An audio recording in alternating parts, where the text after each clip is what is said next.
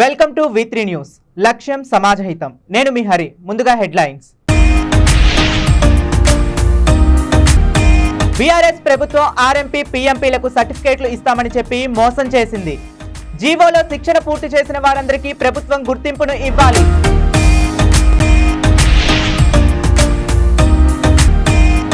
మత్తు పదార్థాలకు బానిసైన మైనర్లు నేరాలకు పాల్పడుతున్నారు. అరెస్ట్ చేసిన 3 మైనర్లను జువెనల్ హోం తరలింపుకు ఏసీపీ శంకర్.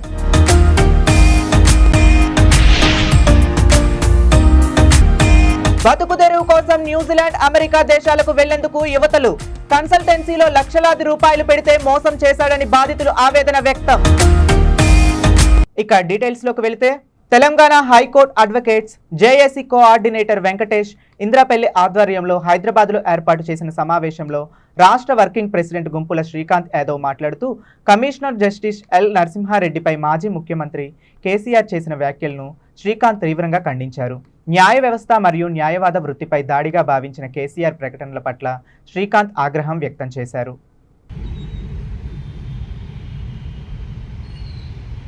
నేను Gumpula Srikanth Yadav, Telangana state advocate JAC working president. గత ప్రభుత్వంలో జరిగిన విద్యుత్ కొనుగోలు అక్రమాలపై నేటి ప్రభుత్వం కమిషన్ ఎల్ నరసింహారెడ్డి గారి నేతృత్వంలో వేయడం జరిగింది. దానికి మన మాజీ ముఖ్యమంత్రి వర్యులు కేసీఆర్ గారు ఏకవచనంతో మీరు నరసింహారెడ్డి గారిని, జస్టిస్ నరసింహారెడ్డి గారిని మీరు దిగిపోండి అని అంటున్నారు. ఇది తెలంగాణ మాజీ ముఖ్యమంత్రిగా మీరు ఈ మాట మాట్లాడడం మంచిది కాదు. ఇది పద్ధతి కూడా కాదు. ఇది విఘ్నత కలిగిన వ్యక్తులు మాట్లాడే మాటలు కాదు. మీరు ఇటువంటి మాటలే మాట్లాడితే ఖచ్చితంగా తీవ్ర పరిణామాలు ఎదుర్కోవాల్సి వస్తుంది. దీన్ని మేము తెలంగాణ అడ్వకేట్ జేఏసీ తరఫున తీవ్రంగా ఖండిస్తున్నాం. మీరు ఇంకా సీఎం అనే భ్రమలో ఇటువంటి మాటలు మాట్లాడితే ఖచ్చితంగా మళ్ళీ మీకు ప్రజలు వచ్చే ఎలక్షన్లోనైతేనేమి తప్పకుండా మీకు బుద్ధి చెప్తారని తెలియజేసుకుంటున్నాను. జై తెలంగాణ. శంషాబాద్ ఎయిర్పోర్ట్కు చేరుకున్న కేంద్ర హోంశాఖ సహాయక మంత్రి బండి సంజయ్ కేంద్ర మంత్రిగా ప్రమాణ స్వీకారం చేసిన అనంతరం ఢిల్లీ నుండి మొదటిసారి హైదరాబాద్ చేరుకున్న బండి సంజయ్ని శంషాబాద్ ఎయిర్పోర్ట్ వీఐపీ గేట్ నుంచి బయటకు వచ్చిన కేంద్ర హోంశాఖ సహాయక మంత్రి బండి సంజయ్ ఎయిర్పోర్ట్ నుండి హైదరాబాద్లోని ఆయన నివాసానికి బయలుదేరిన బండి సంజయ్కి భారీ బందోబస్తు ఏర్పాటు చేసిన సెక్యూరిటీ అధికారులు.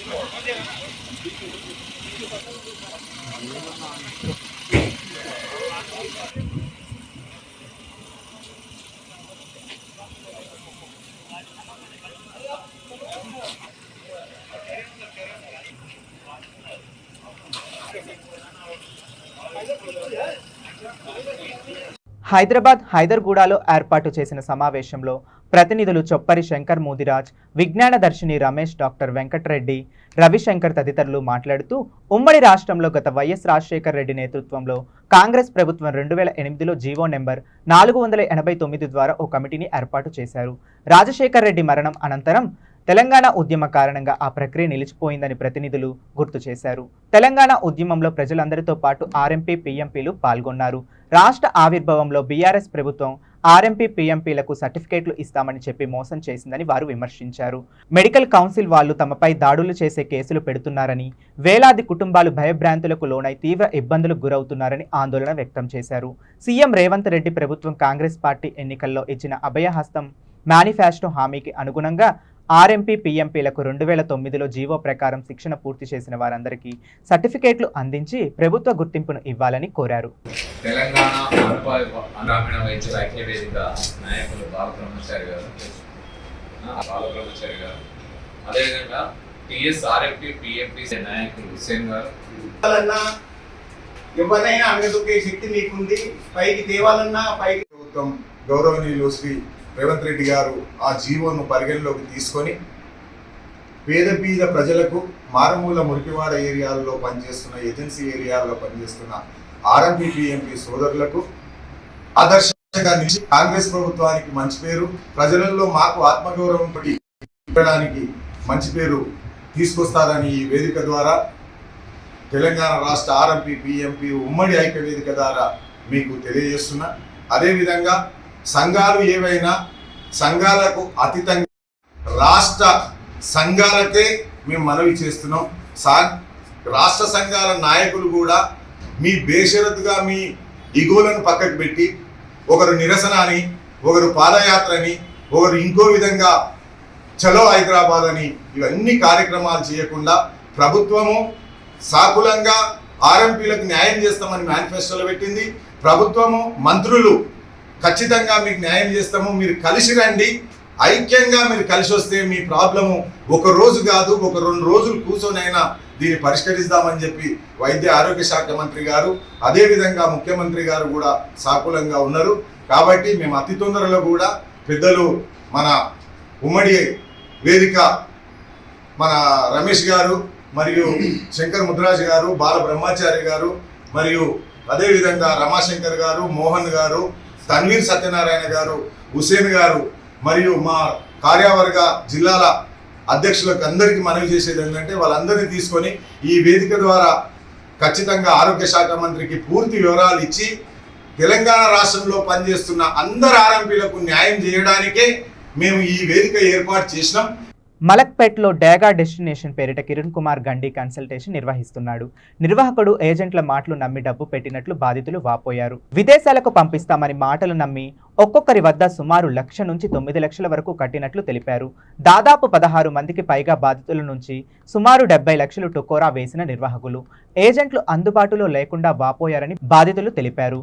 విదేశాలకు పంపకుండా సతాయిస్తుండటంతో మోసపోయామని గ్రహించిన బాధితులు తాళం వేసి ఉన్న కన్సల్టెన్సీ ఎదుట ఆందోళన చేపట్టారు. మలక్పేట పోలీస్ స్టేషన్లో ఫిర్యాదు చేశారు. ఈ విషయంలో పోలీసులు ఉన్నతాధికారులు కలగజేసుకుని బాధితులకు న్యాయం చేస్తాం అని తెలిపారు. నిందితులపై కఠిన శిక్షలు తీసుకోవాలని కోరారు.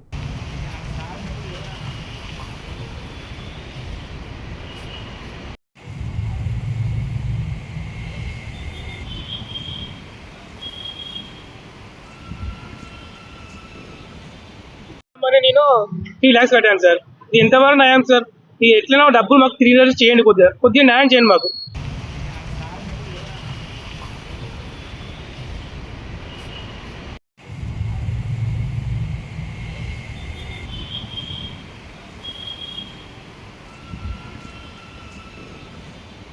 మరి నేను 3 lakhs కట్టాను సార్. ఇది ఎంతవరకు న్యాయం సార్?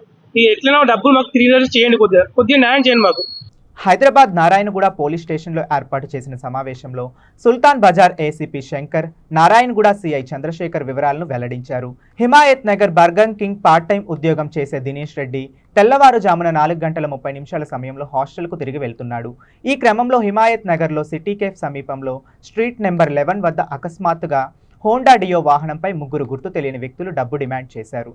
బాధితుడు తన వద్ద డబ్బు లేదని చెప్పడంతో మొబైల్ ఇవ్వాలని అడిగారు. బాధితుని మొబైల్ ఫోన్ ఇవ్వడానికి నిరాకరించడంతో అతనిపై దాడి చేసి కత్తితో బెదిరించి మొబైల్ ఫోన్ లాక్కొని పారిపోయారు. బాధితుడు దినేష్ రెడ్డి ఫిర్యాదు మేరకు కేసు నమోదు చేసుకుని దర్యాప్తు చేసిన పోలీసులు అరెస్టు చేసిన 3 మైనర్లను జువెనల్ హోంకు తరలించినట్లు ఏసీపీ తెలిపారు. తల్లిదండ్రులు పిల్లల విషయంలో అప్రమత్తంగా ఉండాలని, ముఖ్యంగా యువకులను నిరంతరం గమనిస్తూ వారి రోజువారీ కార్యకలాపాల విషయాలను గమనిస్తూ ఉండాలని పోలీసులు సూచిస్తున్నారు.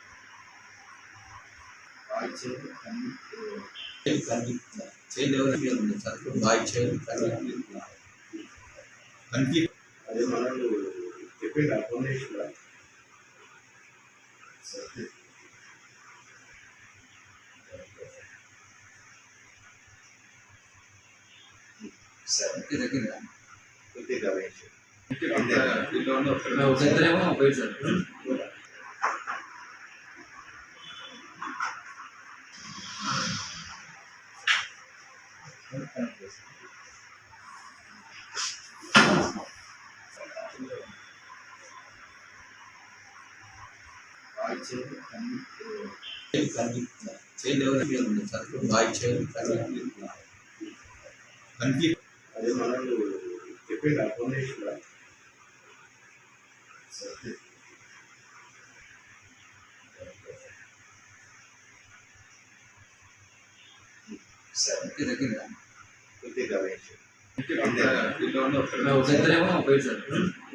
షా అలీ బండా పోలీస్ స్టేషన్ పరిధిలో కాలా ఫతేర్ పాత బస్తీలో రఫీక్ బిన్ షిమ్లాన్ అనే వ్యక్తికి గుర్తు తెలియని వ్యక్తులు హత్య చేశారు. మరణించిన రఫీక్ బిన్ షిమ్లాకు ఖలీద్ స్నేహితుడు ఒకరు కత్తితో దాడి చేయడంతో తీవ్రంగా గాయపడ్డాడు.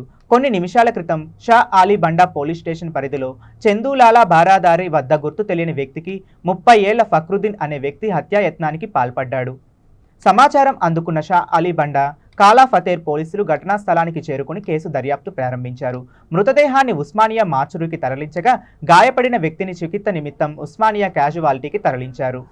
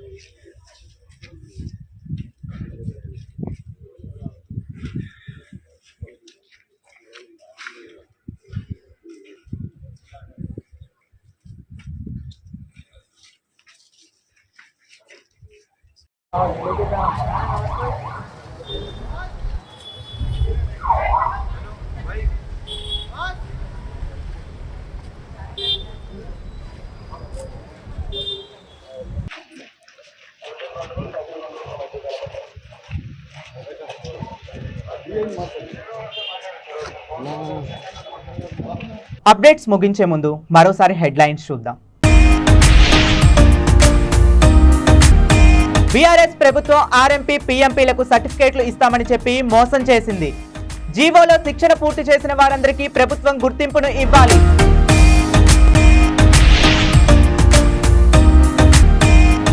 మత్తు పదార్థాలకు బానిసైన మైనర్లు నేరాలకు పాల్పడుతున్నారు. అరెస్ట్ చేసిన 3 మైనర్లను జువెనల్ హోం తరలింపుకు ఏసీపీ శంకర్.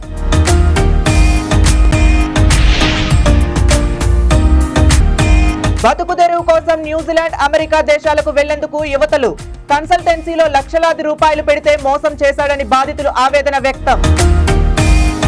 ఇవి ఇప్పటి వరకున్న అప్డేట్స్. మరిన్ని అప్డేట్స్ కోసం చూస్తూనే ఉండండి V3 న్యూస్. లక్ష్యం సమాజహితం.